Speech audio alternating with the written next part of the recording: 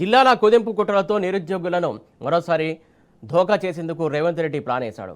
ఏడాదిలోగా 2 లక్షల ఉద్యోగాలు ఇస్తామని అబద్ధాలు చెప్పి గద్దెనెక్కిన ఈ పాపాల భైరవుడు ఒక్క ఉద్యోగం కూడా ఇవ్వలేదు.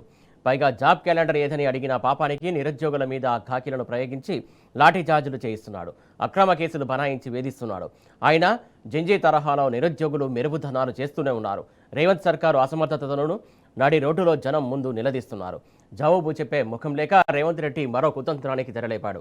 అదే జిల్లాల విభజన పేరుతో నిరుద్యోగులకు మరో అన్యాయం. ఉద్యోగాల భర్తీని వాయిదా వేసేందుకు ఇది కాంగ్రెస్ షురూ చేసినటువంటి సరికొత్త నాటకం. కేసీఆర్ ఆనవాళ్లు లేకుండా చేస్తానంటూ ఓంట పెడుతున్నటువంటి రేవంత్ రెడ్డి అదే ముసుగులో తెలంగాణ నిరుద్యోగులకు తీవ్రమైన అన్యాయం చేస్తున్నాడు.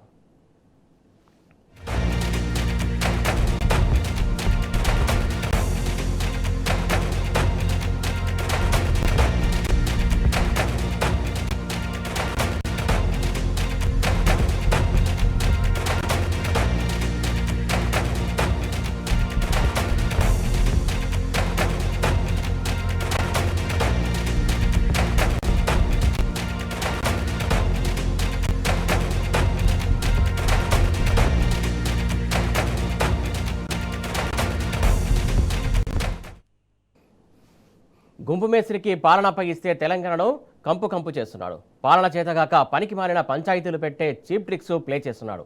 ముఖ్యంగా తెలంగాణ యువతను నిర్వీర్యం చేసే కుతంత్రాలకు పదునెక్కుతున్నాయి.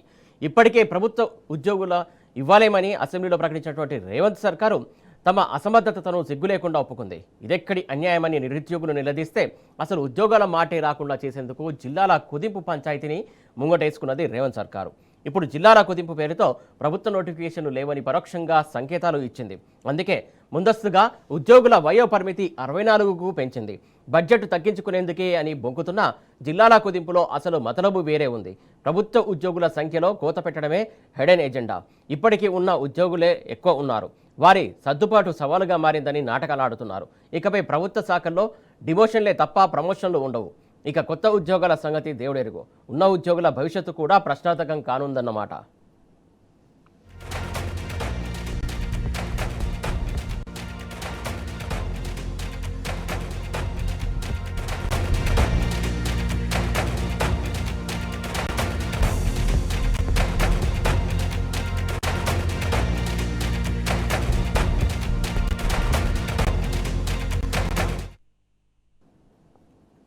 అసలు కేసీఆర్ జిల్లాలను పెంచిందే తెలంగాణ ఉద్యోగాలు ఇక్కడి వారికే దక్కాలన్న ఆలోచనతో.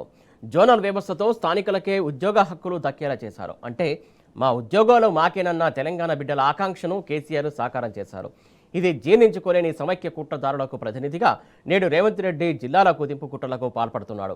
జిల్లాల కుదింపుతో ఉద్యోగాల భర్తీ మళ్లీ మొదటికి రానుంది.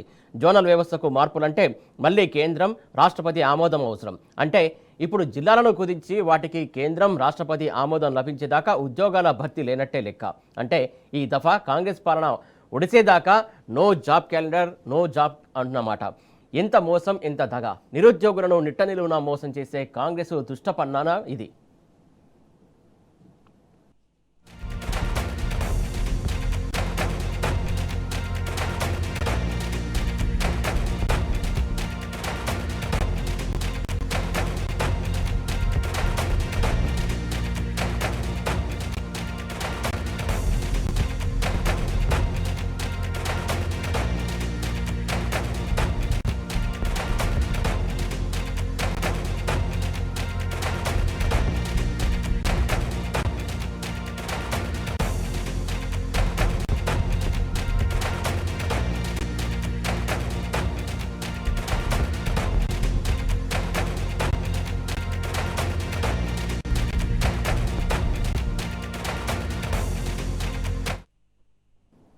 జిల్లాల కుదింపు ద్వారా తెలంగాణకు శాశ్వత నష్టం చేయడమే రేవంత్ ముఠా టార్గెట్. జిల్లాల కుదింపుతో ఉద్యోగాలే కాదు, రాజకీయంగా కూడా ఇబ్బందులే. రాజకీయ పదవులు తగ్గుతాయి, మౌలిక సదుపాయాలు నిరుపయోగమవుతాయి, రియల్ ఎస్టేట్ ఇంకా పడిపోతుంది, మెడికల్ సీట్లు, ఇంజనీరింగ్ సీట్లు తగ్గుతాయి. ఈ మాత్రం సోయి కూడా లేని దిక్కుమాలిన ప్రభుత్వం కొలువుదీరింది కాబట్టే తెలంగాణకు పీడ రోజులు దాపురించాయి. పాలకుడు ఎవరైనా సరే తన రాష్ట్రం బాగుపడాలని కోరుకుంటారు. కానీ రేవంత్ రెడ్డి, కాంగ్రెస్ సర్కారు మాత్రం బాగున్న రాష్ట్రాన్ని భ్రష్టు పట్టించడమే ఎజెండాగా దరిద్రపు గుట్టు నిర్ణయాలు తీసుకుంటోంది. తెలంగాణ ప్రజల నెత్తిన రుద్దేందుకు కుట్ర చేస్తోంది.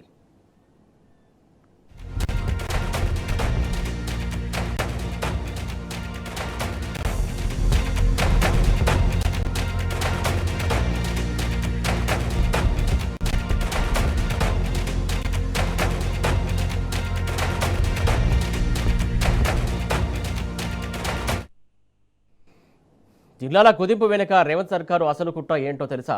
హైదరాబాద్ సిటీని ఫ్రీ జోన్ చేయడమే. ఉమ్మడి రాష్ట్రంలోనే హైదరాబాద్ను ఫ్రీ జోన్ చేసేందుకు అప్పటి కాంగ్రెస్ సర్కారు కుట్ర చేసింది. కేసీఆర్ నేతృత్వంలో తెలంగాణ యువతంతా ఏకమై ఈ కుట్రను తిప్పికొట్టింది. తెలంగాణ రాష్ట్రాన్ని సాధించుకున్నాం. ప్రత్యేక తెలంగాణ రాష్ట్రం అనేక పోరాటాలు, త్యాగాలు, బలిదానాల పునాదుల మీద పురుడు పోసుకుంది. వచ్చిన తెలంగాణలో అభివృద్ధి సంక్షేమ ఫలాలు అందరికీ అందేందుకు కేసీఆర్ 10 ఏళ్ల పాలన బాటలు వేసింది. కేంద్రం సీమాంధ్రుల కుట్రలో ఛేదిస్తూ ధిక్కార స్వరమై దేశానికి ఆదర్శంగా నిలిచింది. ఇప్పుడు మళ్లీ దిక్కుమాలిన కాంగ్రెస్ పాలన రావడంతో మరోసారి హైదరాబాద్ను కబలించే కుట్రలు మొదలయ్యాయి. అందులో భాగమే జిల్లాల కుదింపు కుట్రం. ఏదైతే హైదరాబాద్ని ఆధిపత్యం కోసం సీమాంధ్ర కుట్రలకు ప్రతిరూపం. ఇప్పటికే సచివాలయం నిండా సీమాంధ్ర ఉద్యోగులే నిండిపోయారు. ఇప్పుడు హైదరాబాద్ ఫ్రీ జోన్ చేసి ప్రభుత్వ ఉద్యోగాలు మొత్తం సీమాంధ్రులకు కట్టబెట్టే కుట్ర చేస్తున్నాడు రేవంత్ రెడ్డి.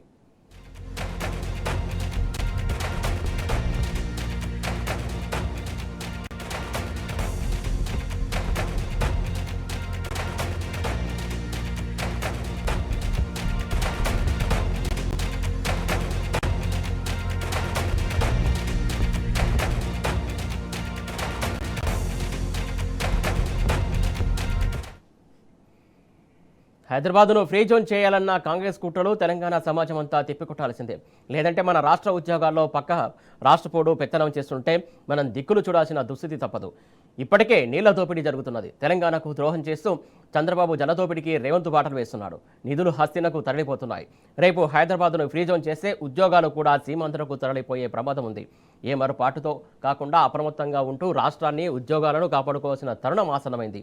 మరో ఫ్రీ జోన్ వ్యతిరేక పోరాటానికి పోరుకేక పెట్టేందుకు తెలంగాణ యువత పిడికిలెత్తుతున్నది.